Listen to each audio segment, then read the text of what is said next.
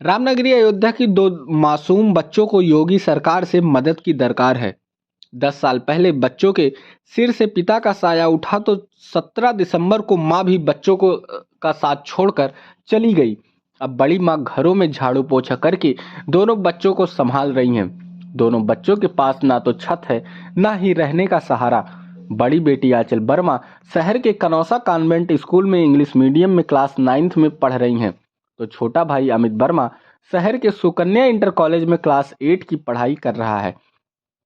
आंचल वर्मा पढ़ लिख कर डॉक्टर बनना चाहती हैं, लेकिन अब रहने और खाने के लाले पड़ गए हैं। दोनों बच्चों की मां खुशबू वर्मा बीते 17 दिसंबर को भगवान को प्यारी हो गई थी और जाते जाते अपने दोनों बच्चों को अपनी बड़ी बहन के हवाले कर गई। दोनों बच्चों ने योगी सरकार से रहने के लिए आवास की मांग की और स्वयंसेवी संस्थाओं से पढ़ाई की फीस व किताब के खर्च के लिए गुहार लगा रही हैं। यह दोनों बच्चे अयोध्या शहर के साहबगंज मोहल्ले में रहते हैं। रहने की तो बात दूर, इन दोनों बच्चों के पास शौचालय तक उपलब्ध नहीं है। दोनों बच्चे शहर के महंगे स्कूल में पढ़ते हैं।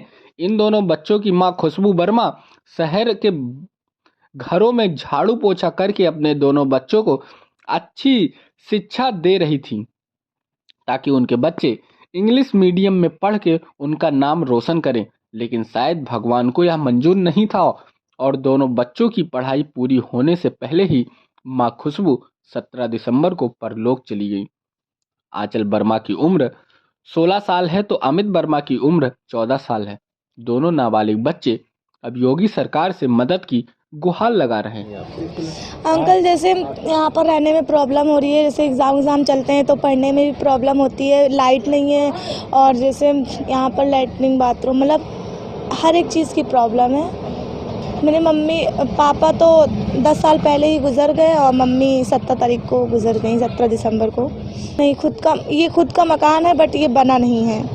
हम लोग चाहते हैं कि यहाँ पर एक आवास उपलब्ध कराया जाए जिससे हम लोगों को रहने की सुविधा मिले,